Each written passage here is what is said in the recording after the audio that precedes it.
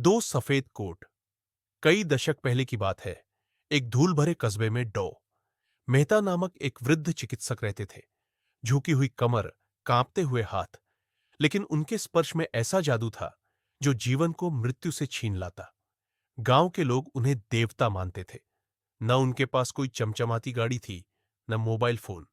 उनका साधारण सा मकान ही उनका अस्पताल था और उसका बरामदा मरीजों की प्रतीक्षा कक्ष।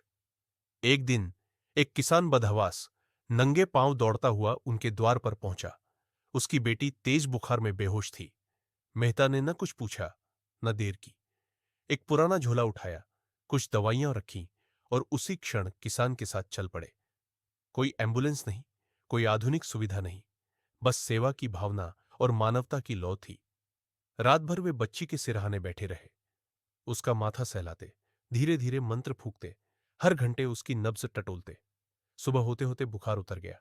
किसान ने आंसुओं के साथ हाथ जोड़ दिए।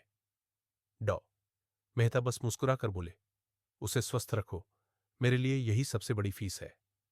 समय बीत गया। डॉ मेहता कभी दौलतमंद नहीं बने। उन्होंने कभी इलाज की कीमत तय नहीं की। वे मानते थे कि चिकित्सा ईश्वर का वरदान है, जिसे बेचा नहीं जा सकता, केवल बांटा जा सकता है। अब समय बदला है। महानगर के एक आलीशान निजी अस्पताल में बैठा है डॉक्टर करण। युवा, तेज तर्रार, महंगे परफ्यूम में लिपटा, और उसके पीछे दीवार पर सजी है विदेशी विश्वविद्यालय की डिग्री।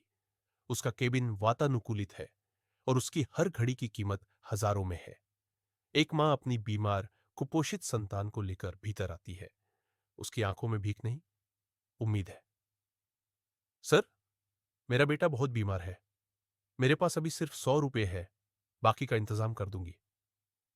डॉक्टर कर्ण ने एक नजर फाइल पर डाली, फिर बिना किसी भावना के कहा, फीस जमा करें, तभी देख सकूंगा।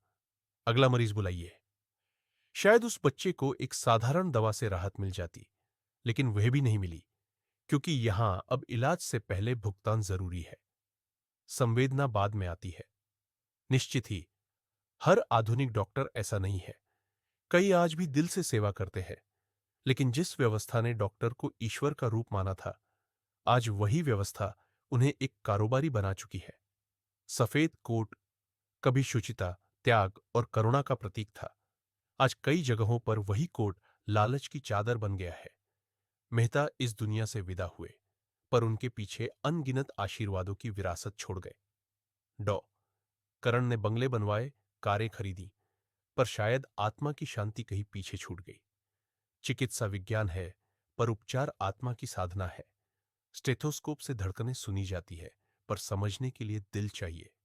इसलिए आइए उन्हें याद करें, जो सचमुच वेद सेवी थे, और प्रार्थना करें कि हर सफेद कोट के भीतर सिर्फ डिग्री ही नहीं, दया, करुणा और इंसानियत भी बसती